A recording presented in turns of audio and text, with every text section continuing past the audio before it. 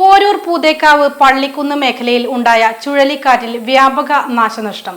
വൈദ്യുതി തൂണുകൾ തകർന്നു. റബ്ബർ, വാഴ തുടങ്ങി വൻ കൃഷിനാശമാണ് മേഖലയിലെ വിവിധ പ്രദേശങ്ങളിൽ ഉണ്ടായത്. കാറ്റിൽ നിരവധി റബ്ബർ മരങ്ങളാണ് പലയിടങ്ങളായി കടപുഴകിയത്. റബ്ബർ മരങ്ങൾ വീണതിനെ തുടർന്ന് പ്രദേശത്തെ 2 വൈദ്യുതി തൂണുകളും നിലംപൊത്തി. ഇത് കാരണം വൈദ്യുതി വിതരണവും മുടങ്ങി. റിട്ടയർഡ് ഡെപ്യൂട്ടി തഹസിൽദാർ കെ മോഹനകൃഷ്ണന്റെ പറമ്പിലെ 30ഓളം റബ്ബർ മരങ്ങളാണ് കാറ്റിൽ കടപുഴകിയത്. മുൻ പഞ്ചായത്ത് അംഗം K Nalini, C K Bijukumar എന്നിവരുടെ തോട്ടങ്ങളിലും റബ്ബർ മരങ്ങളും കടപുഴകിയിട്ടുണ്ട്. പ്രദേശത്ത് മാട്ടപ്പടൻ അപ്പുവിന്റെ 100ഓളം നേന്ത്രവാഴയും കാറ്റിൽ ദുലംപൊത്തി. മിനിറ്റുകൾ മാത്രം ഉണ്ടായ കാറ്റാണ് വൻ നാശനഷ്ടം ഉണ്ടാക്കിയതെന്നും കെ മോഹനകൃഷ്ണൻ പറഞ്ഞു. വൈദ്യുതി തൂണുകളിൽ നിന്നുള്ള മരങ്ങൾ KSB അധികൃതർ എത്തിയാണ് വെട്ടിമാറ്റിയത്.